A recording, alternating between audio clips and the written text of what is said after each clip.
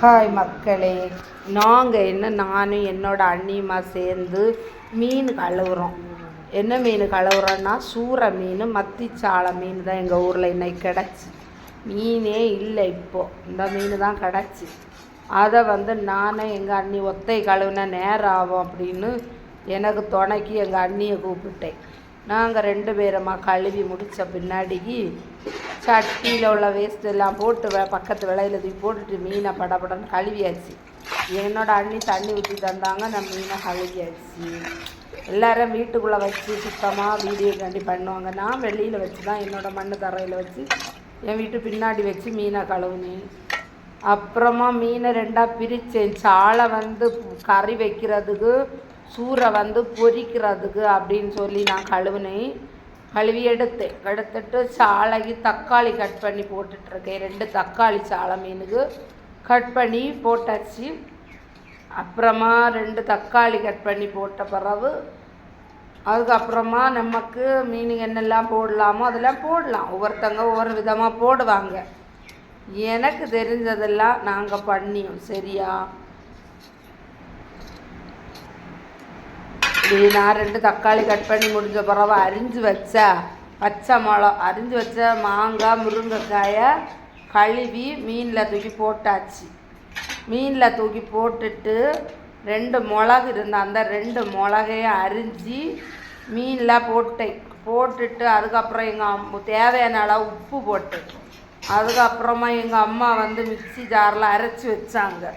Mixie ஜாரில் அரைச்சி வச்ச அரைப்பை நான் மீன் கழுவி வச்ச மீனில் ஊற்றி அதில் நமக்கு தேவையான அளவு தண்ணி மிக்சி ஜாரில் கலக்கி ஊற்றி எல்லோரும் வீடியோக்காண்டி கரண்டி எல்லாம் வச்சு போடுவாங்க. நமக்கு கை தான் வேலை செய்யும். சரியா, நான் மீன் எல்லாம் சேர்த்து மசாலாலெல்லாம் சேர்த்து கலக்கி விட்டுட்டு எனக்கு தேவையான அளவு எவ்வளோ மீனுக்கு தேவையோ அவ்வளோத்துக்கு தண்ணி ஊற்றினேன். தண்ணியை ஊற்றி ஒருக்கா கூட கையெடுத்து நல்லா அலசி விட்டுட்டு ஒரு மூடி எடுத்து மீன் சட்டியில் மூடி வச்சாச்சு. அப்புறம் பக்கத்தில் என் அண்ணி சோறு அடுப்பில் இருந்து வெந்துட்டுன்னு வடிக்காங்க. அவங்க சோறு வடிச்சிட்ருக்க அந்த பக்கம் சோறு வடித்த அடுப்பில் நான் மீன் கறியை கொண்டு வச்சு அடுப்பை அணைஞ்சு கிடந்த மக்களே ஒரு பேப்பர் போட்டு தீ புஷ்ஷுன்னு பற்றிட்டுருக்கு. அப்புறம் அப்படி மீன் குழம்பு அடுப்பில் வச்சாச்சா. அதுக்கப்புறமா பொரிக்கிறதுக்கு உப்பு போட்டேன். சூறையில் உப்பை போட்டுட்டு நமக்கு மீனுக்கு எவ்வளோ தேவையோ அந்த அளவு உப்பு, அடுத்து தேவையான நமக்கு எவ்வளவு மனசுக்கு தேவையோ அவ்வளோத்துக்கு மீனுக்கு தேவையான அளவு மஞ்சள் பொடி போட்டேன். அதுக்கப்புறம் தேவையான அளவு நல்ல மிளகு பொடி போட்டேன். அதுக்கப்புறம் என்ன பண்ணேன்னா நமக்கு தேவையான அளவுக்கு மிளகு பொடி நான் ஒரு கரண்டி மிளகு பொடி போட்டேன். ஒரு கரண்டி மிளகு பொடி சோடு இருக்குது. பற்றியெல்லாம் மிளகு பொடியே சோப்பாக தான் இருக்கும்.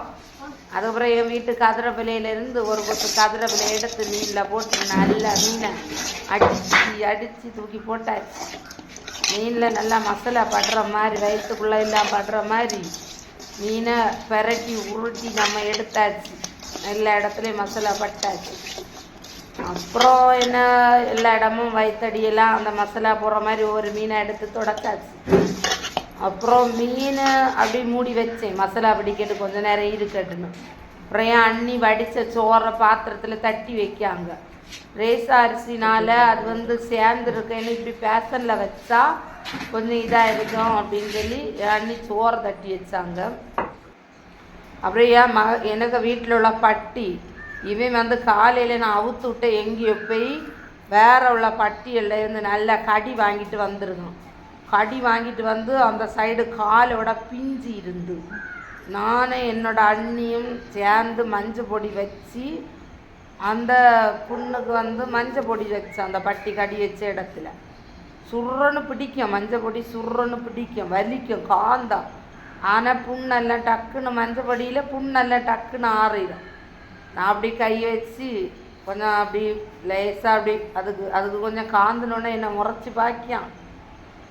அப்படி போட்டுட்டு அவனை பிடிச்சி கெட்டில் பிடிச்சி கெட்டி போட்டாச்சு. நாங்கள் கொண்டு அவனை கெட்டி போட்டுட்டோம். பொடியை வச்சு கொண்டு கெட்டிட்டோம். அப்புறம் என் மகனுக்கு வந்து ஒரு நேரம் என் பிள்ளை இருக்க மாட்டான், சும்மா கிரிக்கெட் விளையாடணும் அப்படி இப்படின்னு. நாங்கள் எல்லாருமே சேர்ந்து கிரிக்கெட் அவன் பால் போட்டு கொடுத்தான், அவள் அடித்தா. ஆனால் அவன் மட்டும் அவுட்டான ஆக்கவே மாட்டான், எப்பவும் அவனுக்கு மட்டும் தான் விளையாடணும். குனிஞ்சு பால் எடுக்கிறது மடி, எப்பவும் அவன் மட்டும்தான் அடித்தானது. என்னையும் கூப்பிட்டான் என் மகன், வாங்கம்மா விளையாடுவேன்னு. நான் போய் ஒரு பால் போட்டான், அது தப்பாக போட்டுட்டு விட்டான். 2வது பால் போட்டான் மக்களே, நான் அடித்தேன். ஏன் அன்னைக்கு என் மேலே உள்ள கோபத்தில் இவ்வளோ விளையாடக்கூடாதுன்னு பிடிச்சிட்டாங்க. அப்புறம் என் மகன் வந்து விளையாட வந்தான். அவன் காலையில் அவன் மத்தியானம் இது விளையாடலாம். சரி என் மகன் நீங்கள் விளையாடுங்கன்னு நான் வந்துட்டு நம்ம வேலையை பார்க்க. அப்புறம் அடுப்பில் இருந்த கறி எப்படி இருக்குன்னு பார்க்கணும்ல. கறியை பார்த்துட்டு தடவி வச்ச மீனுக்கு எண்ணெயை ஊற்றி பொரித்து எடுத்துருவோம் அப்படின்னு சொல்லி மீன் அவ்வளோத்தையும் நமக்கு பொரித்து எதுக்கு போட்டுட்டு சட்டியில் போட்டுட்டு சுற்றி நமக்கு தேவையான அளவுள்ள மீனை சட்டியில் வச்சு 2 தலை உண்டு, தலையெல்லாம் வச்சுட்டு மீன் பொரிச்சு மீன் எண்ணெயில் பொரியுது.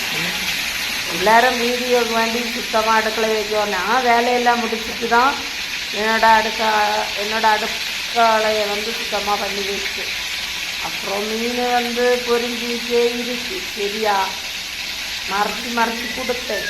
மீனை வந்து பொரிஞ்சிட்டே இருக்கு. மீன் அடி பிடிக்க விடாதுன்னு கரண்டி எடுத்து மறைச்சி விட்டேன்.